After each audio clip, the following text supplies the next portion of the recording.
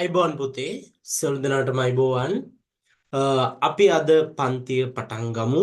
අනිත් දරුවන් සම්බන්ධ වෙනකන් දැන් අපි ඉන්නේ 7 ශ්‍රේණිය පුරවැසි අධ්‍යාපන පාඩම් මාලාවේ අපේ සංස්කෘතිය කියන පාඩම තමයි අපි කතා කරමින් යන්නේ. දැන් මතක ඇති ඔයාලට අපේ සංස්කෘතිය ගැන අපි මොනවද අන්තිමේදී කතා කළේ කියලා.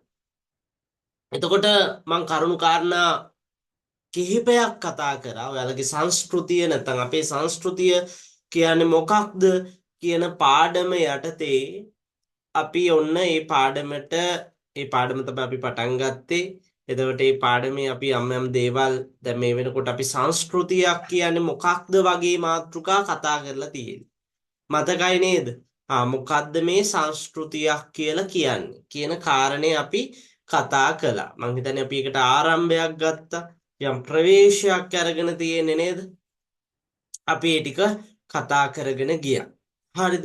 එතකොට අපේ සංස්කෘතිය කියන මාතෘකාව යටතේ මම කිව්වා මේ සංස්කෘතියක් කියලා කියන්නේ මම පොඩ්ඩක් මතක් කරගෙන යන්නම්.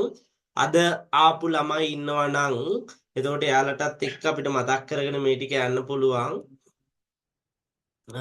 අපේ සංස්කෘතිය කියන එක ගැන අපි කතා කරද්දී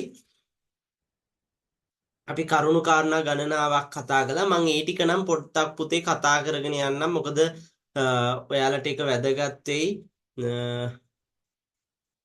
ඔව් ඔයාලට ඒක වැදගත් වෙයි. මම කියන්නේ දැන් අද අලුතෙන් ආපු කෙනෙක්ට වුණත් නැත්තම් ගිය සතිවලත් ඉඳලා හැබැයි දැනට අමතක වෙච්ච අයට පවා අපිට මේක හොඳට වැදගත් වෙනවා මෙන්න මේ ටික කතා කරගෙන යන එක. එහෙනම් අපේ සංස්කෘතිය කියන මාතෘකාව යටතේ අපි දැනගන්න ඕන දෙයක් තමයි මොකද්ද මේ සංස්කෘතියක් කියලා කියන්නේ.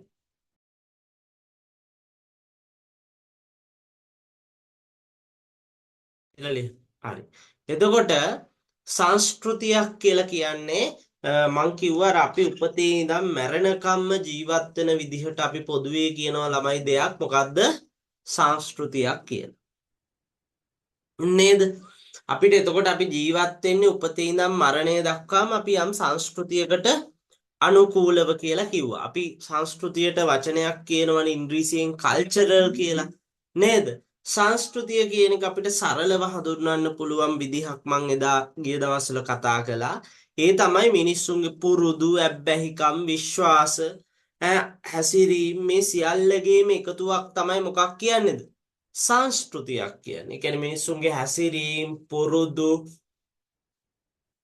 සිරිත් විරිත්, ආකල්ප, විශ්වාස මේ සියල්ලම තමයි අපි පොදුවේ කියනවා නමක් ඒකට සංස්කෘතිය කියලා. සංස්කෘතිය කියලා කියනවා. ඉතින් මේ සංස්කෘතිය ගැන නිර්වචන ඉදිරිපත් කරපු අය ගැන පවා මම කතා කරා ගිම්හානි. කවුද මේ සංස්කෘතිය ගැන නිර්වචන ඉදිරිපත් කරපු කට්ටිය? ඒ තමයි E.B. ටයිලර්. කවුද? E.B. ටයිලර් මහතා. E.B. ටයිලර්.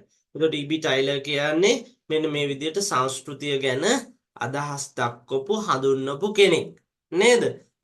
සංස්කෘතිය ගැන අදහස් දක්වපු කෙනෙක් තමයි මෙන්න මේ E.B. ටයිලර්. අන්න ඒ ටික අපි කතා කළා. නේද? එතනින් අපි ඉස්සරහට ගිහිල්ලා මං කිව්වා මේ සංස්කෘතික අංග ගැන. ඒ කියන්නේ මොනවද මේ සංස්කෘතික අංග කියන්නේ පුතේ? සංස්කෘතික අංග කියලා කියන්නේ සංස්කෘතික අංග කියලා කියන්නේ යම් සංස්කෘතියක් ගොඩනගෙන්නේ පුතේ හොඳට මතක තියාගන්න සංස්කෘතික අංග වලින්. මම මේවා කතා කරේ. මම මේ ටික පොඩ්ඩක් මතක් කරගෙන යන්නේ පළවෙනි විනාඩි 10ක් විතර අරගෙන. යම් සංස්කෘතියක් ගොඩනැගිලා තියෙන්නේ සංස්කෘතික අංග වලින් කියලා කිව්වා. මොකක් හරි සංස්කෘතියක් ගොඩනැගිලා තියෙන්නේ සංස්කෘතික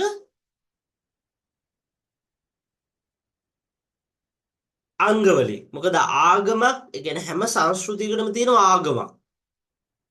සිරිත් විරිත් ටිකක් තියෙනවා. ආහාර පාන තියෙනවා. ඇඳුම් පැළඳුම් තියෙනවා. විශ්වාස තියෙනවා. මේ ඔක්කොම මොනවද? අන්න කලා ශිල්ප තියෙනවා. එතකොට මේ නේද? භාෂාව සාහිත්‍ය භාෂාවක් තියෙනවා. ඉතින් මේ ඔක්කොම අන්න අපි පොදුවේ නමක් කියනවා මොකක් කියලාද? අන්න අපි කියනවා සංස්කෘතියක් කියලා. සංස්කෘතියක් කියලා කියනවා. එහෙනම් මෙන්න මේ විදිහට අපිට සංස්කෘතිය කියන එක හඳුන්වන්න පුළුවන්. එහෙනම් සංස්කෘතියක් ගොඩ නැගෙන්නේ මොන වගේන්ද? සංස්කෘතික අංග වලින්. සංස්කෘතික අංග වලින් තමයි සංස්කෘතියක් ගොඩ නැගෙන්නේ. හරිද? අන්න ඒ ටිකත් මතක් කරගන්න. සංස්කෘතියක් ගොඩ නැගෙන්නේ මොන වගේන්ද එහෙනම්? සංස්කෘතික අංග වලින් කියලා මං කිව්වා. මං ගිය දවස්වල ඒක වගේම කිව්වා එක සංස්කෘතියක් තවත් සංස්කෘතියකින් වෙනස් වෙන්න පුළුවන්ද බැයිද? පුළුවන්. ඒ කියන්නේ මේ සමාජය තුල දැන් අපේ රටේ ගත්තොත් එහෙම සංස්කෘතීන් කිහිපයක් තියෙනවා. නේද? එතකොට හැබැයි සංස්කෘතීන් කිහිපයක් තිබුණාට මේ සංස්කෘතීන් අතර පොදු දේවල් පවා තියෙනවා. දැන් මේ හැම සංස්කෘතියකම පිළිගන්නවා වැඩිහිටියන් සලකන්න ඕනේ කියලා. නේද? ඒ වගේම මේ හැම සංස්කෘතියක්ම ඉදිරි අයට සංස්කෘතිය පවරා දෙනවා. එන්න මේ වගේ දේවල් කරනවා.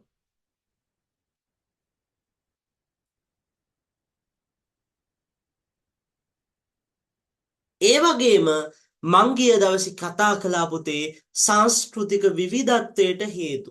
මොනවද ළමයි එහෙනම් සංස්කෘතික විවිධත්වයට හේතු මොනවද? ඒ කියන්නේ සංස්කෘතියක් තවත් සංස්කෘතියකින් වෙනස් වෙන්නේ. ඒවට අපි කියනවා සංස්කෘතික විවිධත්වය කියලා. ඒ කියන්නේ සංස්කෘතික විවිධත්වයට නේද සෙනාලි? එහෙනම් මේ සංස්කෘතික විවිධත්වයක් ඇති වෙන්නේ මොන කරුණු කාරණා නිසාද? ඇයි මේ සංස්කෘතික විවිධත්වයක් ඇති වෙන්නේ? එකක් තමයි සංස්කෘතික විවිධත්වයක් ඇති වෙන්න ආගම කියන කරුණ බලපානවා. මොකද්ද? ආගම කියන එක බලපානවා සංස්කෘතික විවිධත්වය සඳහා. සංස්කෘතික විවිධත්වය සඳහා ආගම බලපානවා. ඒ වගේම තමයි ජන වර්ගය බලපානවා. ජන වර්ගය. ආගම ඒ වගේම තමයි පුතේ ජන වර්ගය බලපානවා. ජන වර්ගය බලපානවා මේ සංස්කෘතික වෙනස් වීම සඳහා සංස්කෘතික විවිධත්වයට ජන වර්ගය බලපාන. ඒ වගේම ජීවනෝපාය මාර්ගය ජීවනෝපාය බලපානවා. ඒ වගේම ආගම බලපානවා. මොකද්ද? ආගම බලපානවා. ආගම කියන කාරණෙත් මෙන්න මේ සංස්කෘතික විවිධත්වයට බලපාන එක්තරා වැදගත් කරුණක් විදිහට තමයි අපි ගන්නෙ ආගම. එන ආගමත් මේ සංස්කෘතික වෙනස් වීමට සංස්කෘතිය වෙනස් වීම ගැන හදාරන්න අතිශය වැදගත් වෙන දෙයක් තමයි මෙන්න මේ ආගම කියලා කියන්නේ. ආගමත් කියන්නේ සංස්කෘතික විවිධත්වයට බලපානවා. ජීවනෝපාය බලපානවා. භාෂාවත් බලපානවා පුතේ. භාෂාවත් සංස්කෘතික විවිධත්වයට බලපානවා. දැන් බලන්නකෝ අපි ගත්තොත් එහෙම දැන් භාෂාවත් එක්ක තමයි මේ සංස්කෘතියක් ගොඩනගෙන්න හේතු වෙලා තියෙන්නේ. හරිද? අන්න ඔය දේවල් ගැන අපි ඉගෙන ගත්තා. ඒ වගේම ඒ දේවල් ගැන අපි කතා කළා. ඒ විතරක් නෙවෙයි මම ඔය මාතෘකාව යටතේ ඔයාලත් එක්ක කතා කරන්න ඇති අපි මේ බහුසංස්කෘතික සමාජයක ජීවත් වෙන්නේ. දැන් ඔයාලා දන්නවා ලංකාවේ සංස්කෘතීන් කිහිපයක් තියෙනවා. බෞද්ධ සංස්කෘතිය, හින්දු සංස්කෘතිය, කතෝලික සංස්කෘතිය, ඉස්ලාම් සංස්කෘතිය කියලා සංස්කෘතීන් කිහිපයක් තියෙනවා. ඔව්ද නැද්ද? අපේ රටේ සංස්කෘතීන් තියෙනවද නැද්ද? තියෙනවා. සංස්කෘතීන් කිහිපයක් තියෙනවද නැද්ද? අන්න මතක තියාගන්න. අපේ රටේ සංස්කෘතීන් කිහිපයක් පවතිනවා කියන එක. අපේ රටේ සංස්කෘතීන් කිහිපයක් පවතිනවා කියන එක මතක තියාගන්න. සංස්කෘතීන් කිහිපයක් තියෙනවා. ඒ ගැන කිසිදු විවාදයක් නැහැ. අපේ රටේ සංස්කෘතීන් කිහිපයක් තියෙනවා. එතකොට මේ සංස්කෘතීන් කිහිපය අතර හරි මෙන්න මේ සංස්කෘතීන් කිහිපය අතර අපිට ඊටාම මනවින් හඳුනා ගන්න පුළුවන් එකක් තියෙනවා.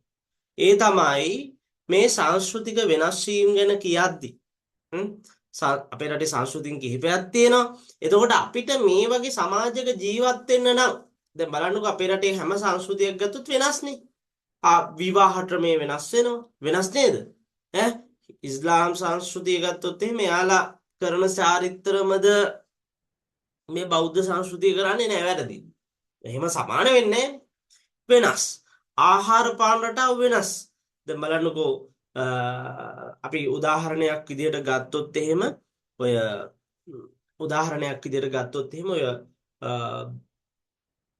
ගොඩක් ඔය ඉස්ලාම් ඉස්ලාම් අය ගන්නේ එයාලගේ මේ ආහාර රටාව වෙනස්. ඒ කියන්නේ බෞද්ධ සංස්කෘතිය ආහාර රටාව වෙනස්. ඒවා එකිනෙකට පුතේ මොනවා වෙලා තියෙනවද? ඒවා අනිවාර්යෙන් මතක තියාගන්න. ඒවා එකිනෙකට වෙනස් වෙලා තියෙන්නේ. එහෙනම් මෙන්න මේ සංස්කෘතිය කියන එක පුතේ අපේ රට බහුසංස්කෘතිකයි. එහෙනම් මෙන්න මේ සංස්කෘතියන් තුල එකිනෙක වෙනස්කම් තියෙනවා කියන එක ඊටාම මැනවින් හඳුනා ගන්න ඕනේ. හරිද? ඒ විතරක් නෙවෙයි ළමයි අපි මේ බහුසංස්කෘතික සමාජයක ජීවත් වෙනවා නම් අපි අනිකුත් සංස්කෘතීන් වලට ගරු කරන්න ඕනේ. අපි අනිකුත් පුද්ගලයින්ට ඔමායා අහුම්කම් දෙන්න වෙනවා. නේද? අපි තමයි බහුතරය, අපි තමයි වැඩිම ප්‍රමාණයක් ඉන්නේ කියලා අපිට එහෙම ඉන්න බෑ. අපි අනිත් කටට අහුම්කම් දෙන්න වෙනවා. අනිත් කට්ටියත් එක්ක අපිට කටයුතු කරන්න වෙනවා නේ. ඈ හවුද නැද්ද? ඔව්. අනිත් සංස්කෘතීන් වලට ගරු කිරීම,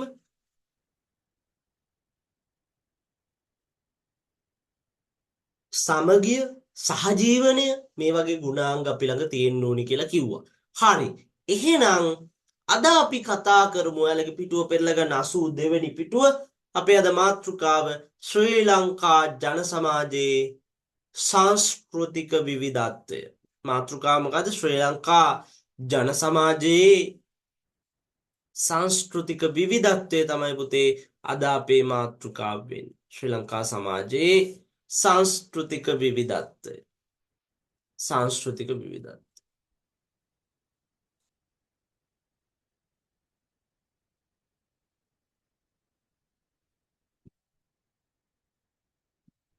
සංස්කෘතික විවිධත්වය. ඇත්තටම ගත්තොත් මේ අපේ රටේ සංස්කෘතික විවිධත්වයක් තියෙනවද නැද්ද? ඇත්තටම ගත්තොත් ඔයාලට පේනවා ඇති, හොඳට අවබෝධ වෙනවා ඇති අපේ රටේ සංස්කෘතික විවිධත්වයක් අපිට හඳුනා ගන්න පුළුවන්. ඒ කියන්නේ අපේ රට බහුසංස්කෘතික රටක් නේද? ඒක ගැන කියන්න අපිට කරුණු කාරණා ගොඩක් තියෙනවා. නේද? අපේ රට බහුසංස්කෘතිකයි. නැත්තම් අපේ රට මල්ටි කල්චරල් සොසයිටි එකක් තියෙන්නේ. මල්ටි කල්චරල් කියන්නේ බහුසංස්කෘතික කියන එක. මෙන්න මේ මල්ටි කල්චර් සොසයිටි එකක් තියෙනවා කියන එක නේද? මල්ටි කල්චරල් සොසයිටි එකක් තියෙන්නේ කියන එක අපි අවබෝධ කරගන්න ඕනේ. අපි අවබෝධ කරගන්න ඕනේ. අපි නේද? අපි අවබෝධ කරගන්න ඕනේ අපි තියෙන්නේ මොකද්ද? බහුසංස්කෘතික සමාජයක්. නැත්නම් අපි කියනවා මල්ටි කල්චරල් සොසයිටි එකක් තමයි අපේ රටේ තියෙන්නේ. එහෙනම් මෙන්න මේ බහුසංස්කෘතික සමාජයක් වෙන එක. බහුසංස්කෘතික සමාජයක් නේ අපේ රට. නේද? එතකොට අපේ රට බහුසංස්කෘතික සමාජයක් නම් අපේ රටේ තියෙනවා වෙනස්කම් එකක් තමයි ජන වර්ගය. නේද? එකක් තමයි මොකද්ද? ජන වර්ගය. ජන වර්ගය. අපේ රටේ ජන වර්ග වෙනස්. ජන වර්ග ගොඩක් තියෙනවා. එතකොට ආගම් ගත්තොත් එහෙම ආගමුත් කිහිපයක් තියෙනවා. භාෂා ගත්තොත් එහෙම භාෂාත් කිහිපයක් තියෙනවා. නේද? නේද? අපේ රටේ භාෂා කිහිපයක් තියෙනවා, ආගම් කිහිපයක් තියෙනවා, ජන වර්ග කිහිපයක් තියෙනවා. එතකොට නේද? මෙන්න මේ විදිහට අපිට හඳුනා ගන්න පුළුවන්. ඒ වගේම තමයි අපේ රටේ ජීවන උපායන් මෙන්න මේවත් එක්ක මතක තියාගන්න අපි නිසක වශයෙන්ම බහුසංස්කෘතික රටක් කියන එක. අපි එහෙනම් මොන රටක්ද කියන එක අහුවොත් ඔයාලා දැන් දැනගන්න ඕනේ. බහුසංස්කෘතික සමාජයක්. හරිද? ඒක ගැන අපිට පැහැදිලි කරගන්න පුළුවන් තව එකක් තමයි ලංකාවේ පූජනීය ස්ථාන ගණනාවක් තියෙනවා. නේද? හින්දු පූජනීය ස්ථාන නේ? එතකොට ඉස්ලාම් භක්තිකයන්ට වැදගත් වෙන ස්ථාන තියෙනවා. එහෙනම් ශ්‍රී ලංකාව බහුසංස්කෘතිකයි කියද්දී පළවෙනි එක තමයි පුතේ ජන වර්ග කියන එක. මතක තියාගන්න.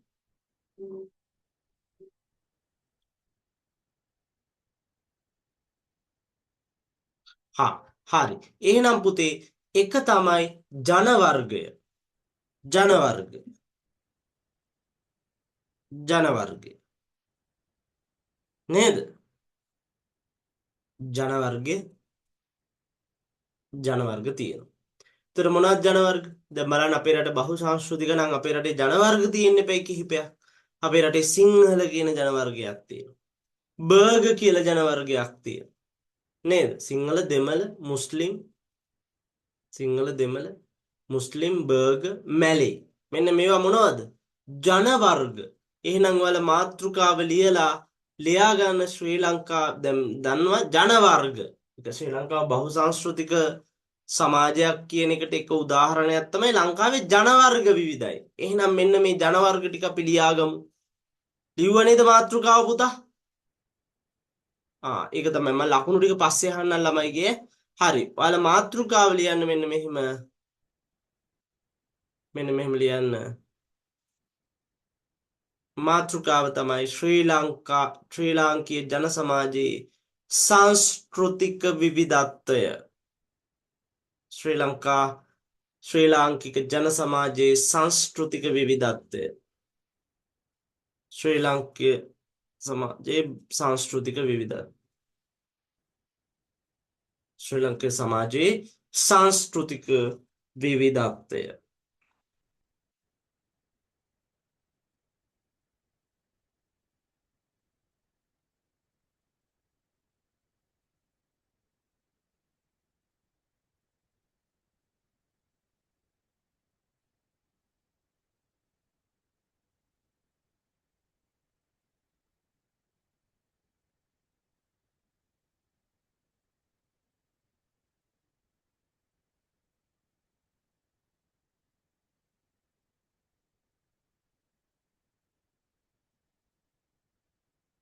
සංස්කෘතික විවිධත්වය.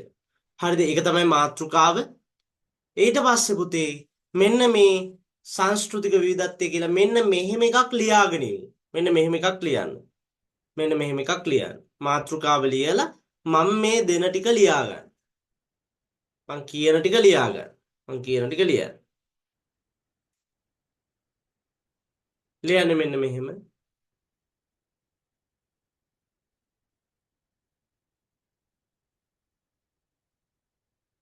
ශ්‍රී ලාංකීය සමාජය තුළ ශ්‍රී ලාංකික සමාජය තුළ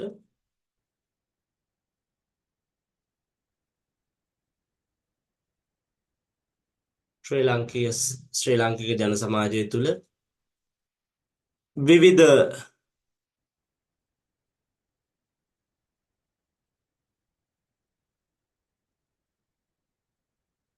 ජන වර්ග ශ්‍රී ලාංකීය ජන සමාජය තුළ විවිධ ජන වර්ග විවිධ භාෂා විවිධ ආගම් ශ්‍රී ලාංකික ජන සමාජය තුළ විවිධ භාෂා විවිධ ආගම් විවිධ ජන වර්ග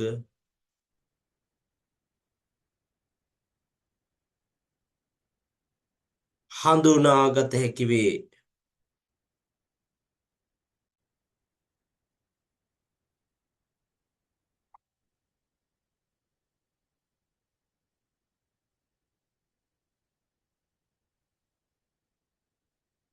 හඳුනාගත හැකි වේ.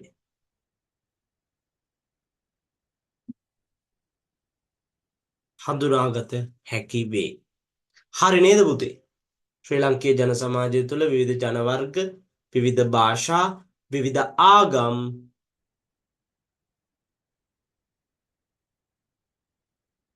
හඳුනාගත හැකි වේ. ඒ ටික ලිව්වද? ඈ හරි. එහෙනම් පුතේ අන්න ඒ ටික හරි නේද? හරි. ඊට පස්සේ මෙන්න මේ විවිධ ජන වර්ග ටික අපි ඉස්සෙල්ලම ලියාගමු. ලියන්න ලංකාවේ විවිධ ජන වර්ග මොනවද? ජන වර්ග ටික ලියා ගන්න.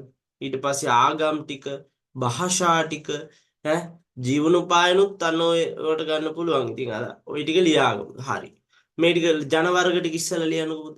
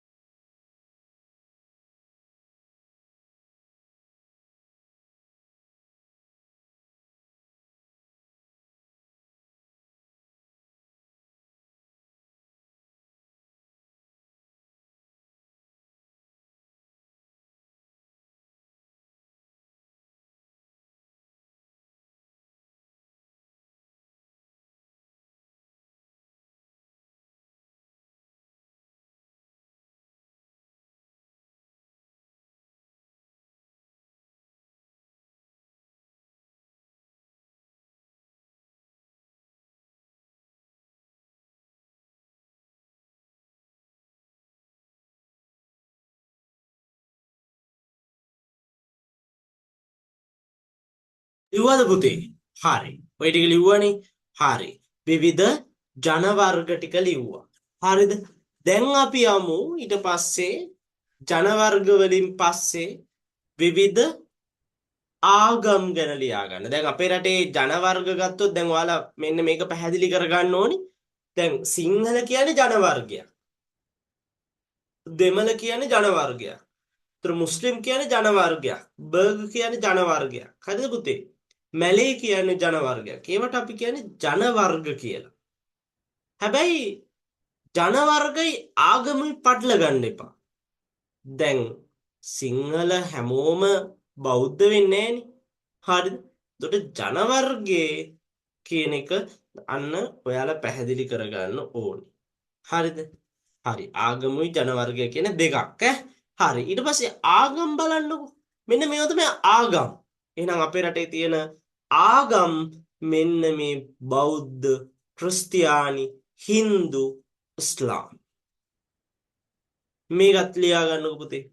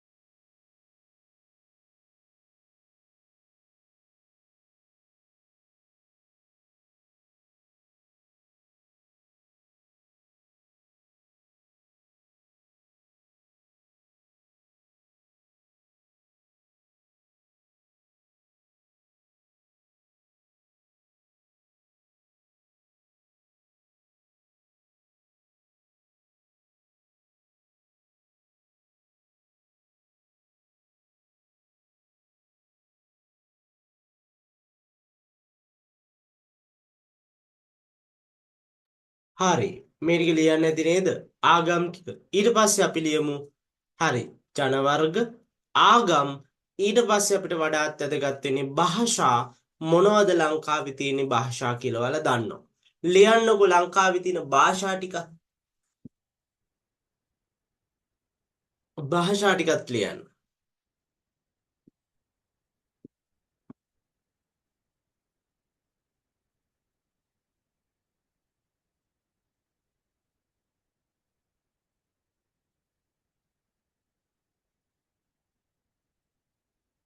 භාෂා මොනවද? සිංහල, දෙමළ, ඉංග්‍රීසි. අන්න ඔය භාෂා තමයි පුතේ අපේ රටේ ප්‍රධාන වශයෙන් පාවිච්චි කරන භාෂා. හරිද?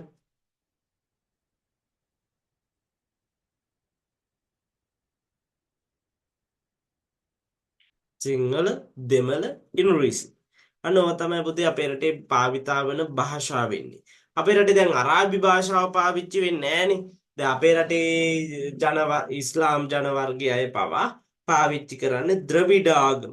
ද්‍රවිඩ භාෂාවේ ආගම නෙවෙයි. ද්‍රවිඩ භාෂාව තමයි පාවිච්චි කරන්නේ. එතකොට අපිට පැහැදිලිකමක් තියෙනවා මෙන්න මේ කියන්නේ භාෂාමය විවිධත්වයක් තියෙනවා. අනිත් පැත්තෙන් අපි තව එකක් බහුසංස්කෘතිකයි කියන්න පෙළඹෙනවා. ඒක තමයි ජන වර්ග, ජීවනෝපාය.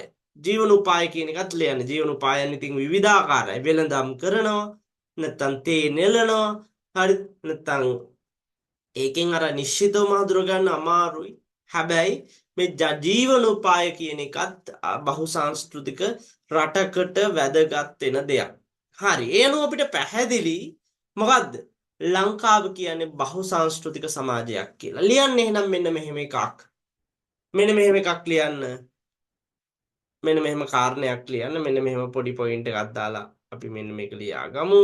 අ, ලියන්න ඕනි දේ තමයි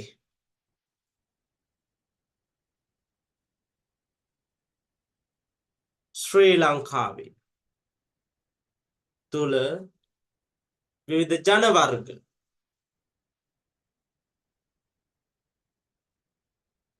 වර්ග ආගමික කණ්ඩායම් ආගමික කණ්ඩායම් විවිධ භාෂාවන් පැවතීම නිසා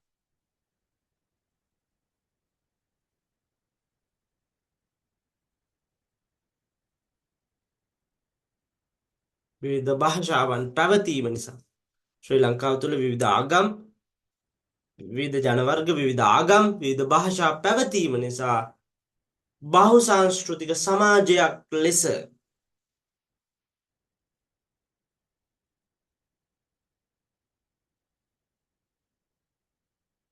බහුසාංස්කෘතික සමාජයක් ලෙස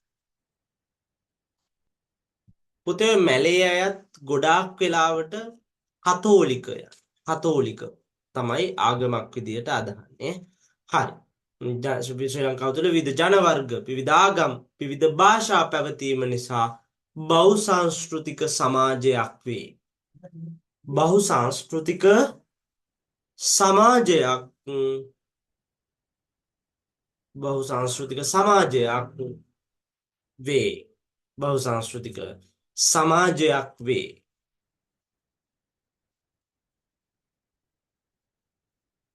හරි. මෙන්න මෙහෙම ප්‍රශ්නයක් ලියාගමු.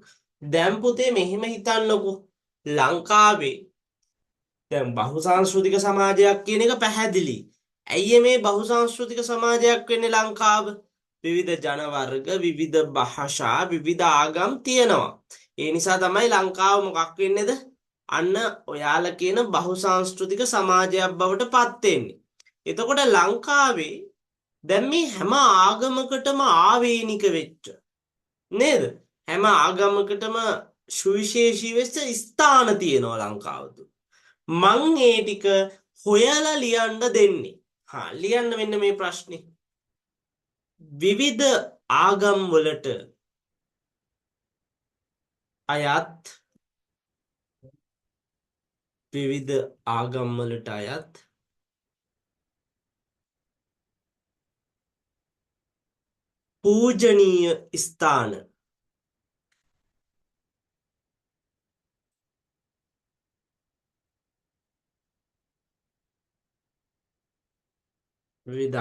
අයත් පූජනීය ස්ථාන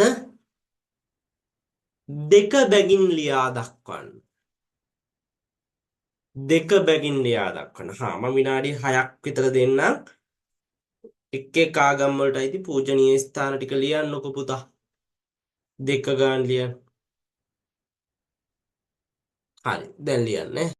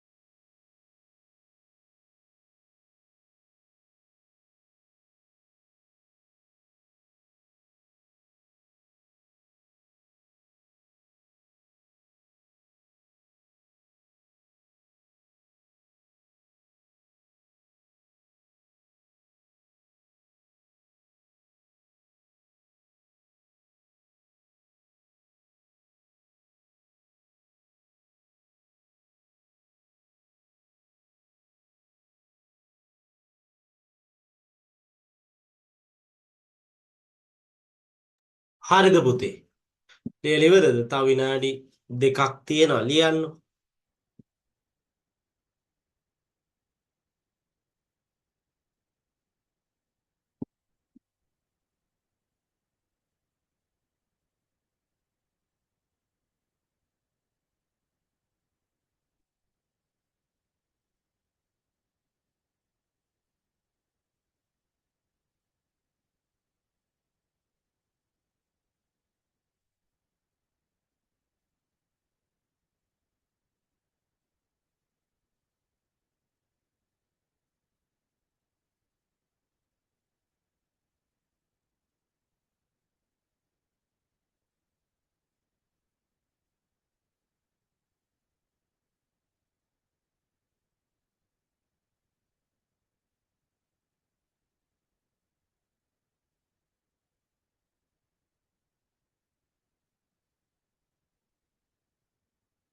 හරිද පුතේ? හරි. මම ඔයාලට අවස්ථාව දෙන්නම්. කියන්නත් ඔයාලට පුළුවන්. හරි. ඔමායා කියනවද ඉස්සෙල්ලාම? මොනවද එක් ආගමික දෙයක තියෙන වැදගත් ස්ථාන ටිකක් කියන්නකෝ. බෞද්ධ දළදා මාලිගාව ජයශ්‍රී මහ බෝධි. ජයශ්‍රී මහ බෝධිය. හරි. ඒවා පූජනීය ස්ථාන. හරි. එතකොට යාළුවා එක එක සංස්කෘතීන් වලට ගොන්න ගිත්මිත් කියන්නකෝ එකක්. ගිත්මි. මම වැරදිද ලියන්නේ? පුතේ? මම වැරදිද ලියලා තියෙන්නේ. හරි හරි කවන්නේ. හරි. මේ හරි වෙන කාටද අවස්ථාව දෙමු අපි. ගිත්මි කරනකම් හා පසින්දි කියන්න බලන්න. දැන් ලකුණු එහෙම කොහොමද ඔයාලට? ලකුණු ටික chat එකේ දානවද? සර් මගේ ලකුණු 80ක් තියෙයි. 80ක් තියෙනවා නේ. හොඳයි හරි. දැන් ඒ කියන්නේ ගිය වාරයට වඩා වැඩි වෙලාද මේ වාරේ? ඔව්. ඒකනේ හොඳයිනේ අපි හැම වෙලෙම ඉස්සරහට යන්න එපයි නේ. හරිද? හැම වාරයකම අපි තව ටිකක් ඉස්සරහට යන්න ඕනේ. ඩියක් දෙකක් හරි අපි ඉස්සරහට යන්න එකනේ අපිට ඕනේ නේ. අපිට ඉස්සෙල්ලාම ඉස්සරහට යන්නයි ඕනේ. ඒ නිසා ඒක හොඳට මතක තියාගන්න. අපි හැම වෙලේම ඉදිරියට යන්න ඕනේ. ඉදිරියට. හරිද? ඉදිරියට යන්න ඕනේ. හරිද? ඉදිරියට යන්න ඕනේ. ඒක තමයි වැදගත් වෙන්නේ. ගිය අවුරුද්ද ගිය මනීෂට හරි මනීෂද? දනීෂට ගිය 79ක් තිබිලා තියෙනවා. මේ පාර 98යි. හොඳයි නේ. ඉස්සරහට වර්ධනය වෙනවනේ නේ. හරි. මිහිනුලට 84ක් තියෙනවා. හරි. හොඳයි නේ. ලකුණු දුන්න දිගට්ටියක් ඉන්නවා. හරි කවන්නේ. ලකුණු දෙයි ඉස්සරහට. නෙතුමිට 98යි. ගිය පාර 85 මේ පාර 100ක් තියෙනවා. හොඳයි.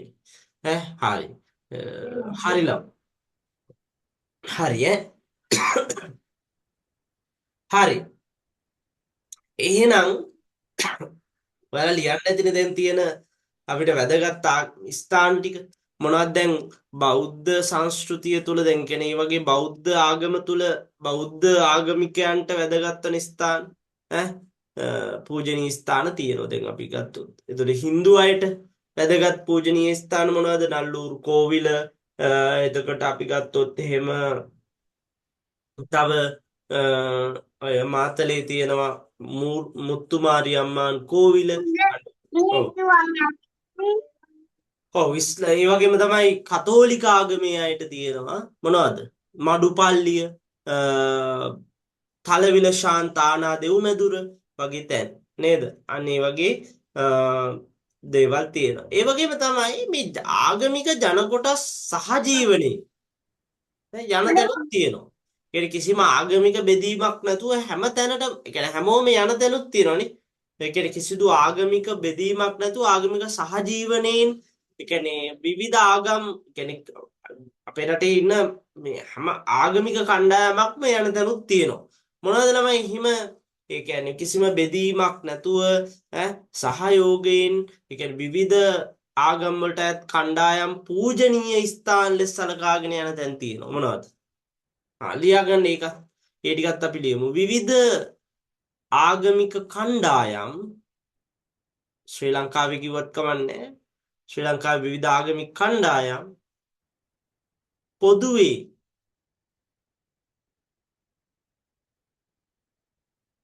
පොදුවේ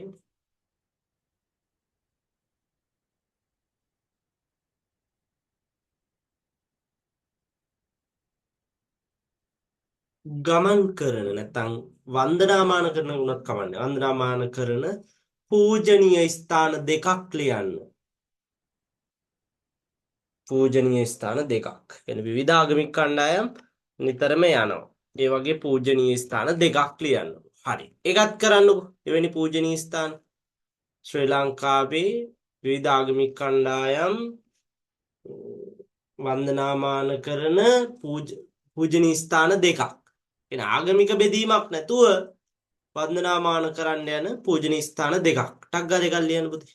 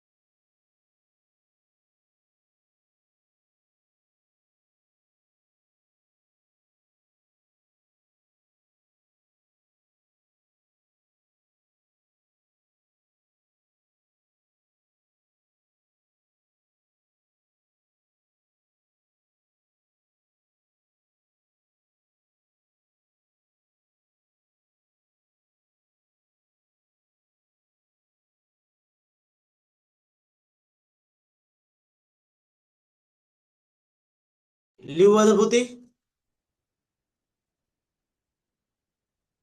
හරි මම ප්‍රශ්නේ අයිත් කියන්නද කාටද ලියන්න වෙන ලංකාවේ විවිධ ආගමික කණ්ඩායම් වැදුම් පිදුම් වලට ලක්වන පූජනීය ස්ථාන දෙකක්. ඒ කියන්නේ කිසිම බෙදීමක් නැතුව ශ්‍රීපාද එකක් සීගිරියෙන් නෑනේ පුතේ. සීගිරිය එහෙම ආගමික ස්ථානයක් විදියට ගන්න නැහැ. කෝණේශ්වරම් කෝවිලත් ගන්න පුළුවන්. ඒක විවිධ කට්ටිය වන්දනාමාන කරනවා. ආයේ කතරගම දේවාලේ මේක ආගමික බෙදීමක් නැතුව පුතේ ගොඩාක් අය එතෙන්න යනවා. ගිහිල්ලා වන්දනාමාන කරනවා නේද? ශ්‍රීපාදය, කතරගම දේවාලය, කොණේශ්වරම් කෝවිල වගේ දේවල් අපිට ගන්න පුළුවන්. ඒවා ආගමික බෙදීමක් නැතුව ආගමික ભેදයක් නැතුව නිතරම ඇදහිීමට ලක්වන පූජනීය ස්ථාන විදිහට තමයි අපිට ගන්න පුළුවන් වෙන්නේ. හරි ජයශ්‍රී මා බෝධියත් අපිට ගන්න පුළුවන් කමක් තියෙනවද? ඒකට වඩා අර දෙක ගන්න අර ටික ගන්න. හරි. හරි. එහෙනම් අන්න ඔතෙන් එනකම් අපි කතා කළා ඔය ටික. අපිට තව පොඩි කොටසක් තියෙනවා. අපි එතනින් ඉස්සරහට යමු. මම දැන් කතා කරනවා විවිධ ජන වර්ග හා ආගම් වලට අයිති උත්සව. එහෙනම් මාතෘකාව ලියන්න විවිධ ජන වර්ග හා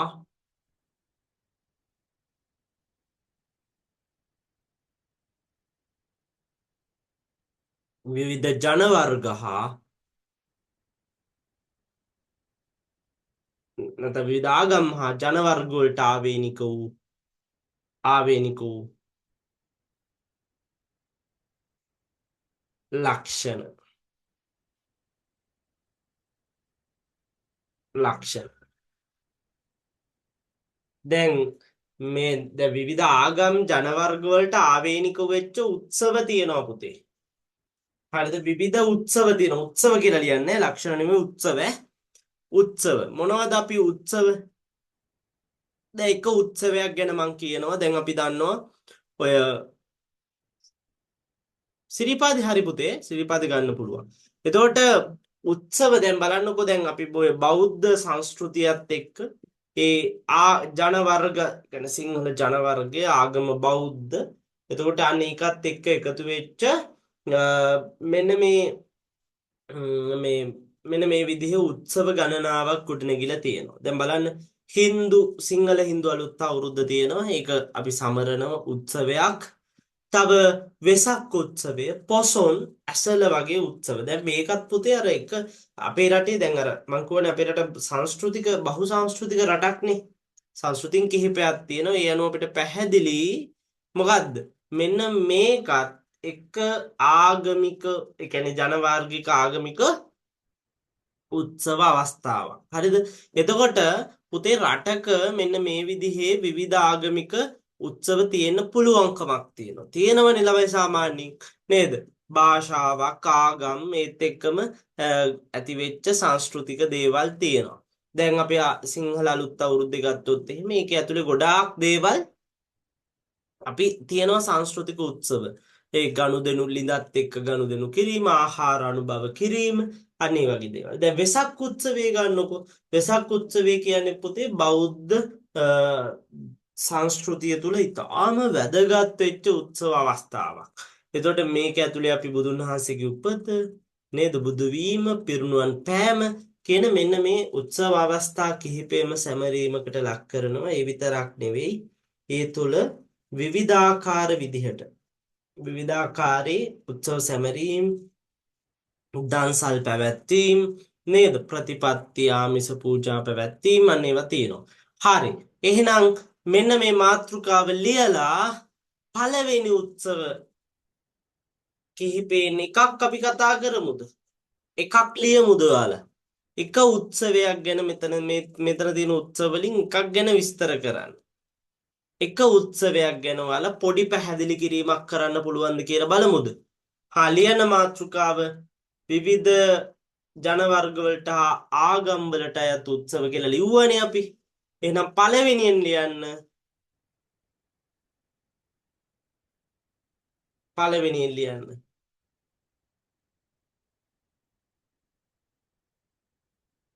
පළවෙනියෙන් මෙතන තියෙන එකකින් ඔයාලා කැමති එකක් ලියන්න. කැමති එකක් ගැන පොඩි වාක්‍ය පහක් ලියන්න. හරිද? වාක්‍ය පහයි ලියන්න ඕනේ. වාක්‍ය පහක් ලියන්න ඒකේ තියෙන උත්සව අවස්ථාව මොනවද කරන්නේ? මොන වගේ දේවල්ද කරන්නේ කියලා අන්න එකක විතරක් ලියන්න. පුළුවන් නේද? හරි. ලියන්න පුතේ එහෙනම් ඉක්මනින්.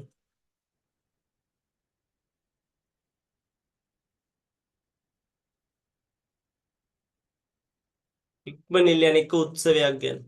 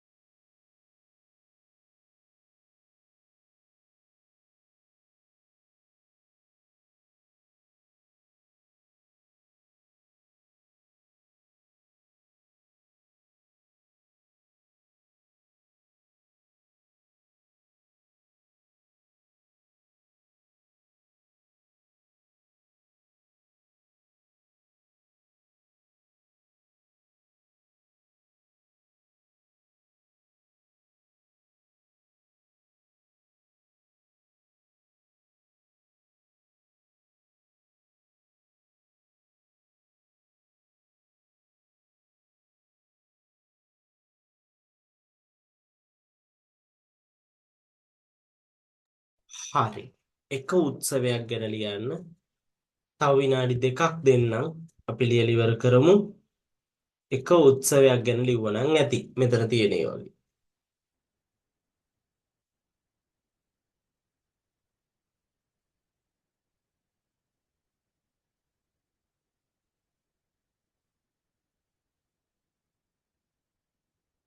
සිංහල හින්දු අලුත් අවුරුද්ද ගැන වෙන්න පුළුවන්. වෙසක් වෙන්න පුළුවන්, පොසොන් වෙන්න පුළුවන්, ඇසළ වෙන්න පුළුවන්. මෙන්න මේ වගේ ඔයාලට වඩාත් ඔයාලා දන්න නේද? ඔයාලට බලපෑම් සහගත වෙච්ච මෙන්න මේ උත්සවයක් ගැන ලියන්න ඕනේ. හරිද? තව විනාඩි 2ක් දෙන්නම් අපි ලියමු.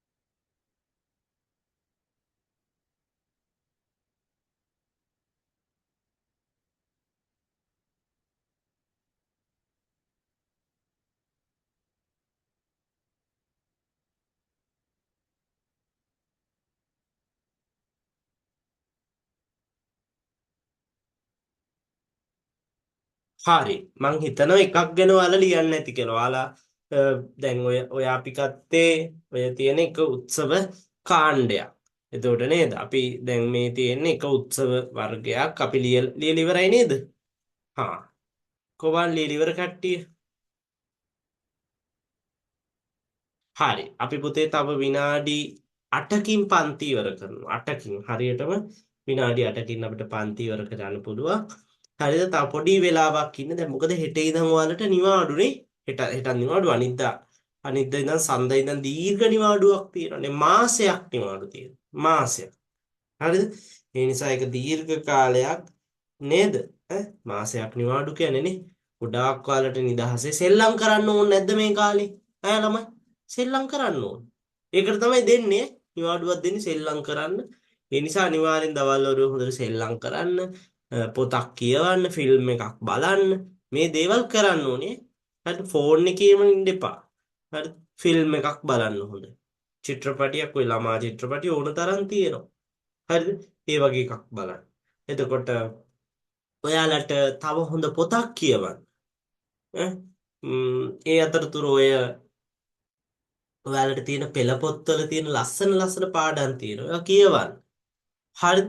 ඒවත් ඔක්කොම කරන ගමන් හරි විනෝදෙන් ඉන්නකො හරි ගමනක් යන්න. නේද? සරුංගල් යවන්න ආයෙත් හොඳයි. සරුංගල් යවන්න ගමේ යනවා නම් දවසක් දෙකක් ගිහිල්ලා එන්න සතියක් හරිනේ. අන්න ඒ වගේ දේවල් කරන්න ඕන. හරිද? ඒකට තමයි නිවාඩුවක් හම්බෙන්නේ. ඒ නිසා ඒක බොහොම ලස්සනට ගෙවන්න පුළුවන්. නැත්තම් නේද? වහිනවනේ. ඒක තමයි වැස්සට කමන්නේ. ඒත් විනෝදෙන් ගත කරන්න ඕනේ. නැත්තම් එපා වෙනවනේ ළමයිට නේද? බොහොම නිවාඩු කාලයක් කියන බොහොම ආසාවෙන් ට්‍රිගර් ගහන්න පුළුවන් නේ. ගොඩාක් දේවල් කරන්න පුළුවන් කාලයක්. ඒ නිසා එතකොට දැන් ඔයාලට ඊළඟ වාරේ පටන් ගත්තාම බොහොම ආසාවෙන් ගිහිල්ලා ඉගෙන ගන්න ඉස්කෝලේ පුළුවන්. ඇයි? අන්න දැන් ඔයාලා ගොඩාක් අර මනස නිදහස් වෙලානේ. ඒ නිසා. හරි. එහෙනම් අපි යමුද ඊට පස්සේ අපි ඊට පස්සේ යන්ද ඊළඟ උත්සව වලට. තව උත්සව තමයි මේ තයි පොංගල් මහා ශිවරාත්‍රිය වගේ උත්සව. දැන් මේවා මේ මොන ආගම් වලද? මෙන්න මේ උත්සව තියෙන්නේ හින්දු ආගමේ. හින්දු ආගම සහ ඒකත් එක්ක ගොඩනැගිච්ච එකක් තමයි මෙන්න මේ තයි පොංගල් මහා ශිවරාත්‍රිය දීපවාලි වගේ උත්සව. නේද? මං අර උඩේ වගේ ඇහුවේ නෑනේ ඔයාලගෙන්. ඒ උත්සව සම්බන්ධව නේද? එතකොට ඔයාලා මං එක ඔයාලගෙන් අහන්න නැතුව මම්ම කියන්නද? නැත්නම් ඔයාලා කියනවද? ඔයාලා කියන්න ඕනේද? කියන්න දෙන්නේ නැතුව මං ඉස්සරහට යන්නම් තව විනාඩි 5නේ තියෙන පුතේ. ඒ නිසා. එතකොට දැන් අපිට දැන් මෙතන තියෙනවා සිංහල හින්දු අලුත් අවුරුද්ද. බලන්න ඒකේ තියෙනවා ගොඩාක් චාරිත්‍ර නේද? ඒ කියන්නේ වෙලාවට ආහාර අනුභව කරනවා, ලිඳත් එක්ක ගනුදෙනු කරනවා. මෙන්න මේ වගේ අර ජන වර්ගයයි ආගමත් එක්ක ඇති වෙච්ච ඊටාම වැදගත් ඒ වගේම සමාජයට බොහෝ සෙයින් බලපාන ලද උත්සවයක් තමයි මේ සිංහල හින්දු අලුත් අවුරුද්ද කියලා කියන්නේ. හරිද? ඒක අපිට එහෙම ලියන්න පුළුවන්. වෙසක් ගත්තොත් වෙසක් ඔයාලා දන්නවා. බුදුන් වහන්සේ සම්බන්ධව බෞද්ධ ආගම තුළ ඊටාම වැදගත් වෙච්ච සංස්කෘතික උත්සවයක්. නේද? පොසොන් ඔයාලා දන්නවා පොසොන් අපිට බුදුදහම ලැබිච්ච නේද? අන්න ඒකත් එක්ක ගොඩනගිච්ච අපි ප්‍රතිපත්ති පූජා ඒ වගේ දේවල් කරන උත්සවයක් තමයි පොසොන් කියලා කියන්නේ. හරිද? අන්න ඒවා ගැන ලියන්න. හරිද? ඊට පස්සේ මම අන්තිම එක කියන්නම්.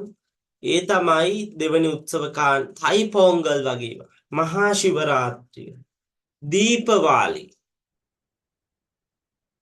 දීපවාලි එහෙම මොන ආගමේද මේවත් උත්සව තමයි තයි පොංගල් උත්සවය. තයි පොංගල් කියන්නේ හින්දු සංස්කෘතික උත්සවයක් නේ.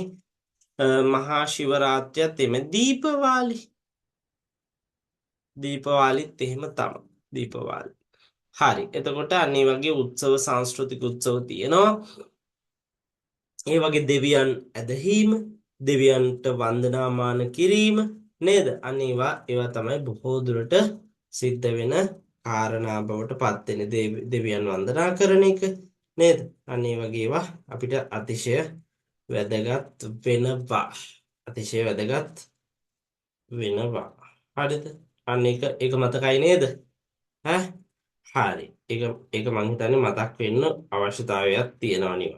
ඒවා මතක් වෙන්න ඕනේ. හරි. එතකොට ඒව ගැන ලියන්න. ඊට පස්සේ ඒව ගැන අපි ඊළඟ දවසේ නම් ඒ ටික ලියාගමු. එතකොට ඔන්න අපි ওই ටික වෙනකන් කතා කළේ අද. එහෙනම් අද කතා කරපු ටික අනිවාර්යෙන් පැහැදිලි වෙන්න ඕනේ. එහෙනම් ඔයාලා අද දන්නවද අපේ රට මොන රටක්ද?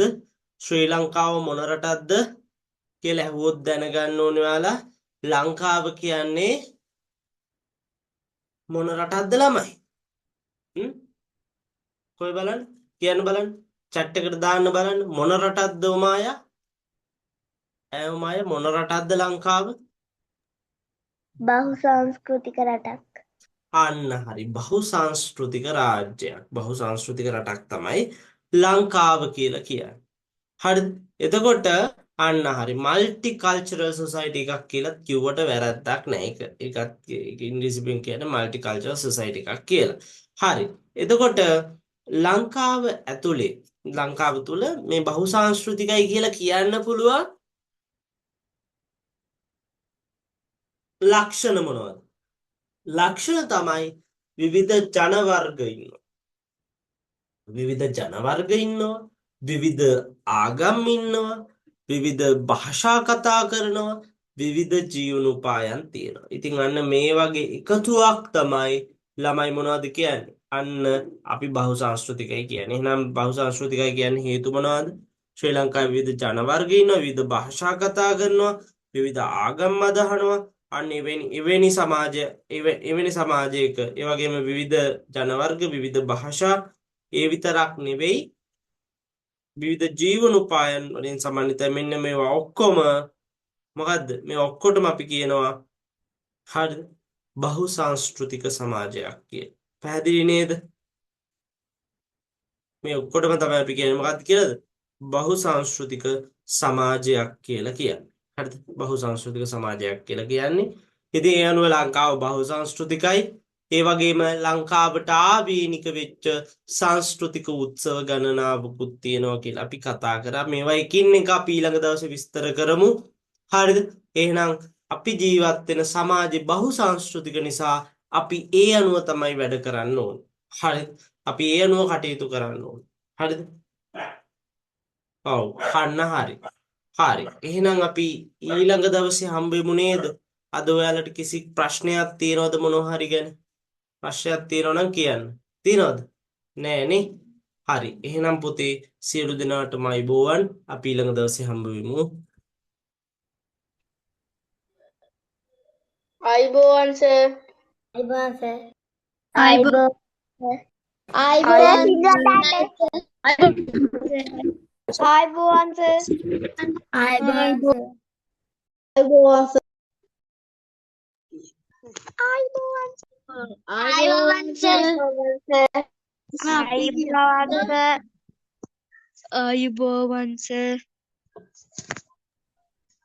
ආයුබෝවන් සර්.